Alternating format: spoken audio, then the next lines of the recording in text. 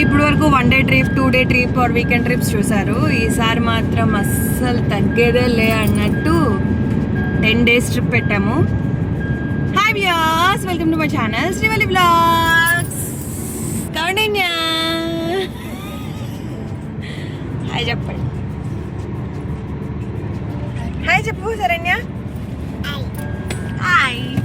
So first అయితే Saturday ఇవాళ Vijayawada start అయ్యాము. విజయవాడలో కనకదుర్గమ్మని చూసి అక్కడి నుండి త్రిపురాంతకం వెళ్తాము. ఇంకా మీకు అప్డేట్స్ ఇస్తూ ఉంటాను, డూ ఫాలో. మార్నింగ్ 6కి స్టార్ట్ అయ్యాము కాకినాడలో. ఫస్ట్ అయితే విజయవాడ వెళ్ళి అక్కడ దుర్గమ్మని చూసి అక్కడి నుండి త్రిపురాంతకం వెళ్తాము.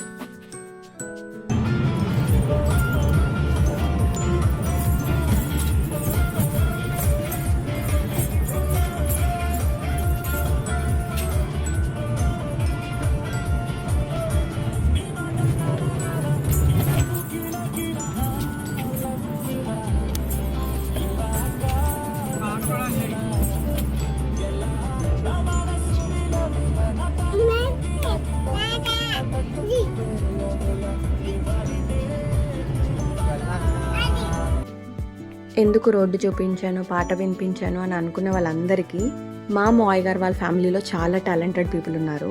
ఇది మా మావయ్య గారు వాళ్ళ అన్నయ్య రాసిన పాట. ఏఐ ట్యూనింగ్ చేశాము. ఈవెన్ మా మావయ్య గారు వాళ్ళ తమ్ముడు ప్యారడీలు రాస్తారు. ఇంకా నా హస్బెండ్ అయితే వాగ్గేయకారులు అనొచ్చు, అంటే పాటలు రాస్తారు, ట్యూనింగ్ కూడా చేసేస్తారు.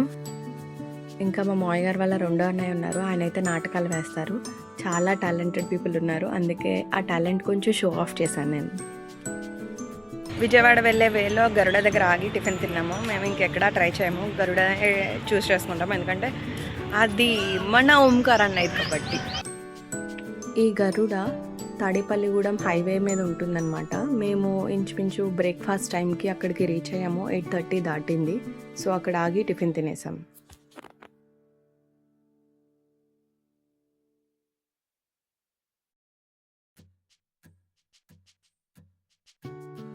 ఇప్పుడే దర్శనమై బయటకు వచ్చాము. విజయవాడ దుర్గమ్మ గుడి. ఆంధ్రాలో ఇది తెలియని వాళ్ళంటూ ఉండరు.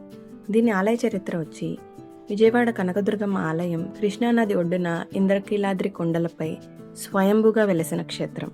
ఇంద్రకీలుడు అనే మహర్షి తపస్సుకు మెచ్చిన దుర్గమ్మ ఒక వరం కోరుకోమనగా రాక్షస సంహారం తర్వాత ఇక్కడే నివాసం ఉండమని కోరుకున్నాడంట.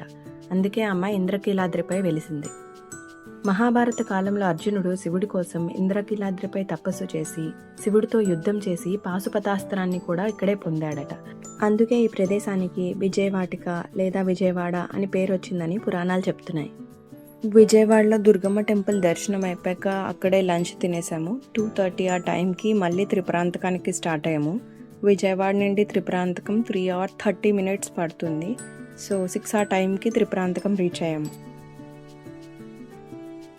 విజయవాడలో దర్శనం అయిపోయాక స్వీట్ మ్యాజిక్ అక్కడే ఉంటుంది. గుడి దగ్గరగా రెస్టారెంట్ ఉంటే అక్కడ తినేసి త్రిపురాంతకానికి స్టార్ట్ అయ్యాం. ఇప్పుడు త్రిపురాంతకానికి వచ్చాం, దర్శనం చేసుకోవాలి. ఇంకా మీకు గుడి అంతా చూపిస్తాను. ఈ టెంపుల్ కొండ మీద ఉంటుందన్నమాట. మన ఓన్ వెహికల్ వెళ్ళిపోతుంది టెంపుల్ దగ్గర వరకు. ఇంకా స్టెప్స్ వే కూడా ఉంటాయి. మీరు శివుని మంత్రాల్లో అతి శక్తివంతమైన మంత్రం వినుంటే, ఓం నమస్తే అస్తు భగవాన్ విశ్వేశ్వరాయ త్రయంబకాయ త్రిపురాంతకాయ త్రికాగ్ని కాలాయ కాలాగ్ని రుద్రాయ నీలకంఠాయ మృత్యుంజయాయ సర్వేశ్వరాయ సదాశివాయ శ్రీమన్ మహాదేవాయ నమః. ఈ మంత్రంలోనే ఉంది త్రిపురాంతకం. అంటే అంత పవర్ఫుల్ టెంపుల్ అన్నమాట. ఇంకా శివుని ఏన్షియన్ టెంపుల్స్లో ఒక్కటి ఇది. శ్రీశైలానికి తూర్పు ద్వారంగా భావిస్తారు ఈ టెంపుల్ని. ఈ త్రిపురాంతకం ప్రకాశం జిల్లాలో ఉంటుంది. దీని ఆలయ చరిత్ర వచ్చి, శివపురాణం ప్రకారం శివుడు త్రిపురాసురుల్ని అంటే 3 రాక్షసుల్ని ఒకే బాణంతో ఓడించి వాళ్ళ నగరాలని 3 నగరాలని నాశనం చేసినందున ఈ ప్రదేశానికి త్రిపురాంతకం అని పేరు వచ్చింది. ఇంకా ఇప్పుడు మీరు వీడియోలో చూస్తుంటే టెంపుల్ శ్రీచక్రాకారంలో ఉంది. శ్రీచక్ర పీఠంపై నిర్మితమైన ఏకైక శివాలయం త్రిపురాంతక క్షేత్రం. ఇంకా ఈ టెంపుల్లో శివుని పాదాలు ఉంటాయి. ఇంకా ఈ టెంపుల్ నుండి శ్రీశైలానికి బిల మార్గం కూడా ఉంటుందంట, అంటే రహస్య మార్గం. ఆ శివుడు త్రిపురాంతకేశ్వరుడిగా ఉన్న కొండ పేరు కుమారగిరి. కొండ కింద కిలోమీటర్ దూరంలో బాలా త్రిపుర సుందరి దేవి అమ్మవారి ఆలయం ఉంటుంది.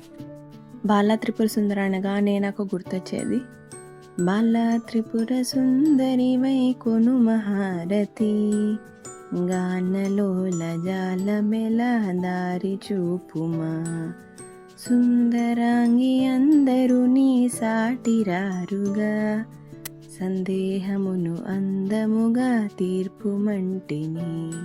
ఇక్కడ అమ్మవారు చెరువులో కదంబ వనవాసిని అంటే కదంబ వృక్షం కింద నిరాకార రూపంలో స్వయంభూగా వెలిసారట. అంటే మనం చూస్తే అమ్మవారి విగ్రహం మెయిన్ విగ్రహం ఎలా ఉంటుందంటే ప్లెయిన్ రాయిలా ఉంటుందన్నమాట. వెనక్కి తిరిగి ఉందని నిరాకార రూపం అని కూడా అంటారు. పూర్వం అమ్మవారు ఉగ్ర రూపంతో ఉండేవారట. ఆమెను శాంతపరచడానికి ఇక్కడ ఆదిశంకరాచార్యులు అమ్మవారు ఎదుర్కొన్న శ్రీచక్రాన్ని ప్రతిష్ఠించారట. త్రిపురాంతకేశ్వర స్వామి టెంపుల్ తర్వాత బాలా త్రిపుర సుందరి గుడికి వచ్చాము. త్రిపురాంతకేశ్వర స్వామి టెంపుల్ కొండ పైన ఉంటుంది. ఆ కొండ దిగాక మళ్ళీ 1 కిలోమీటర్ రైట్ సైడ్ వస్తే ఈ టెంపుల్ ఉంటుందన్నమాట, బాలా త్రిపుర సుందరి టెంపుల్. త్రిపురాంతకేశ్వర స్వామి టెంపుల్, బాలా త్రిపుర సుందరి టెంపుల్ రెండు కూడా 7:30కి క్లోజ్ అయిపోతాయి. సో దర్శనం అయితే అయిపోయింది. ఇప్పుడు రిటర్న్ ఏమైనా రూమ్స్కి వెళ్ళిపోవాలి. అసలు త్రిపురాంతకం పేరు ఎలా వచ్చింది తెలుసా? త్రిపురాసురుల్ని అంతం చేసిన ప్లేస్ కాబట్టి త్రిపురాంతకం అంటారు. త్రిపురాంతకం దర్శనం అయిపోయాక ఇంకా ఒంగోలుకి స్టార్ట్ అయిపోయాం. So good morning, day 2 Sunday ఇవాళ. నిన్న నైట్ త్రిపురాంతకం చూసాక ఒంగోలు వచ్చాము. ఒంగోలు వచ్చి అక్కడ నైట్ స్టే ఉన్నాము. ఇప్పుడు మళ్ళీ చెన్నైకి స్టార్ట్ అవుతున్నాము. ఇప్పుడు దారిలో ఫుడ్కి ఆగాము. ఎలాస్ ఫుడ్ కోర్ట్. అంబియన్స్, సర్వింగ్ అవన్నీ అయితే బాగున్నాయి. ఫుడ్ ఎలా ఉందో చూడాలి.